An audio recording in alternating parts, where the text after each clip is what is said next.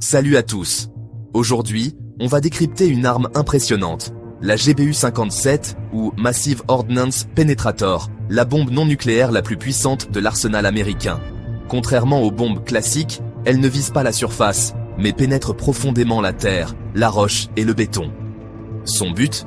Détruire des bunkers, silos de missiles et installations secrètes, là où les bombes traditionnelles échouent.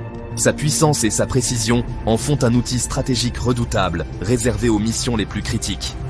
Seul le bombardier furtif B-2 Spirit peut la transporter, soulignant son caractère unique. Prêts à découvrir les secrets de la bombe la plus puissante du monde non nucléaire ? C'est parti. Pour comprendre la GBU-57, il faut regarder ses chiffres.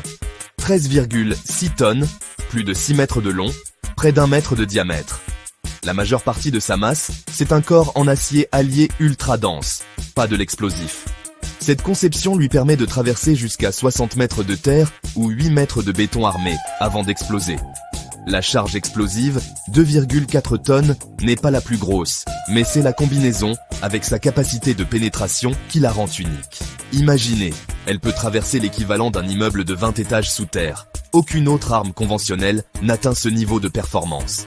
Elle est conçue pour résister à l'impact initial et à la friction extrême lors de la traversée du sol. Sa mission ? Détruire des bunkers, centres de commandement, installations nucléaires ou dépôts de munitions profondément enterrés. Ces sites sont souvent conçus pour résister à des attaques nucléaires. La GBU-57 offre une option non nucléaire pour neutraliser ces menaces, un avantage stratégique majeur. Son développement a nécessité la création d'alliages d'acier spéciaux et de détonateurs programmables pour exploser à une profondeur précise. Chaque composant, de la pointe aux ailerons de guidage, est le fruit d'une ingénierie de pointe. Tout est optimisé pour une seule mission, atteindre l'inatteignable. C'est ce qui fait de la GBU-57 une arme à part dans l'arsenal mondial. Sa puissance, c'est la combinaison de la force brute et de la précision. Voilà pourquoi elle fascine autant qu'elle inquiète. Passons à son histoire. L'histoire de la GBU-57 commence au début des années 2000, quand les États-Unis constatent que des pays comme l'Iran et la Corée du Nord enfouissent leurs installations stratégiques toujours plus profondément. Les bunker busters existants, comme la GBU-28, ne suffisent de plus. Le Pentagone réalise qu'il lui faut une nouvelle arme pour menacer ses cibles ultra protégées, appelées HDBT, Hard and Deeply Buried Targets. Le projet Massive Ordnance Penetrator est lancé en 2004, avec un objectif clair, créer une bombe conventionnelle capable de faire ce que seule une arme nucléaire pouvait faire jusque-là. Boeing décroche le contrat, et le développement s'accélère avec la montée des tensions autour des programmes nucléaires iraniens et nord-coréens. Les ingénieurs testent la résistance des matériaux, la fiabilité du guidage après impact, la sécurité des détonateurs. Des tests grandeur nature sont menés sur des répliques de bunkers. Après plusieurs années et de nombreuses améliorations, la GBU-57 devient opérationnelle en 2011. Depuis, elle a été perfectionnée avec des versions encore plus performantes.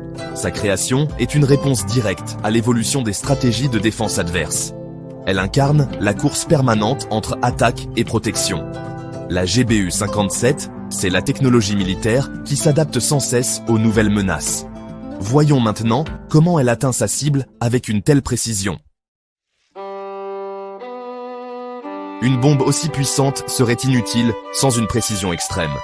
La GBU-57 est une arme intelligente, équipée d'un double système de guidage, GPS et centrale inertielle, INS. Le GPS lui donne sa position exacte en temps réel, mais si le signal est perdu en pénétrant le sol, l'INS prend le relais. L'INS, avec ses gyroscopes et accéléromètres, guide la bombe de façon autonome, même sans signaux extérieurs. À l'arrière, des ailerons mobiles contrôlés par ordinateur ajustent la trajectoire en temps réel.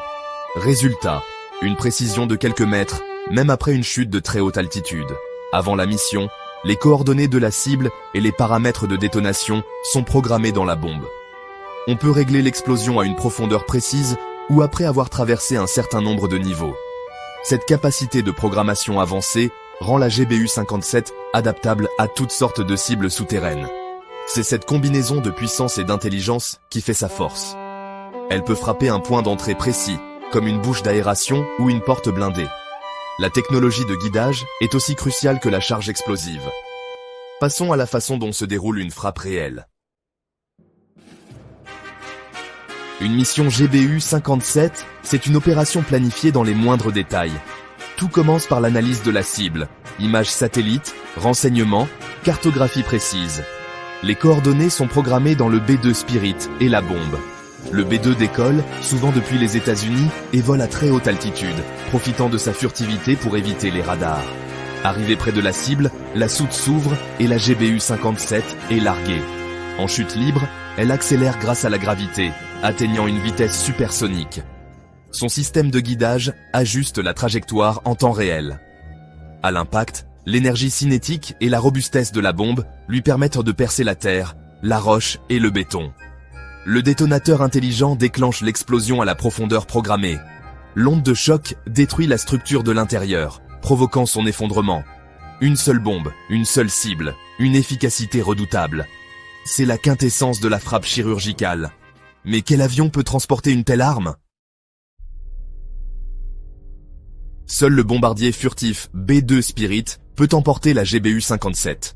Sa soute immense et renforcée est conçue pour accueillir cette bombe de plus de 6 mètres et près de 14 tonnes.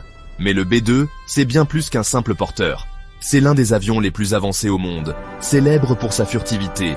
Sa forme d'aile volante, ses matériaux spéciaux et ses moteurs intégrés le rendent quasi indétectable. Cette discrétion est essentielle pour pénétrer les espaces aériens les plus défendus. L'intégration de la GBU-57 a nécessité des modifications majeures. Structure renforcée, système de largage spécifique, avionique adaptée. Un B2 ne peut emporter qu'une seule GBU-57 à la fois, preuve de l'exceptionnalité de cette arme. Cette combinaison unique donne aux États-Unis un avantage stratégique mondial. Le B2 peut frapper n'importe quelle cible souterraine, n'importe où sur la planète, puis rentrer à la base. C'est la clé de la dissuasion américaine. Mais la GBU-57 a-t-elle déjà été utilisée? L'utilisation réelle de la GBU-57 reste entourée de secrets. Officiellement, aucune frappe n'a été confirmée publiquement. La plupart des informations proviennent de tests ou de démonstrations. Mais son existence seule est un outil politique. Elle influence le comportement des autres pays. Lors des tensions avec l'Iran ou la Corée du Nord, la GBU-57 est souvent évoquée comme une option crédible. Les sites nucléaires iraniens ou les tunnels nord-coréens sont des cibles idéales. Le simple fait de déployer des B2 dans ces régions envoie un message clair. La menace suffit souvent à pousser à la négociation. Le succès de la GBU-57, c'est peut-être justement de ne pas avoir eu à être utilisée. C'est une arme de dissuasion et de guerre psychologique. La GBU-57 a bouleversé l'équilibre stratégique mondial. Avant elle, l'enfouissement profond était la meilleure protection pour un régime ou un programme d'armement. Désormais, même les bunkers sous montagne ne sont plus invulnérables. Cette arme est au cœur de la stratégie de dissuasion américaine, convaincre l'adversaire que toute agression coûterait trop cher.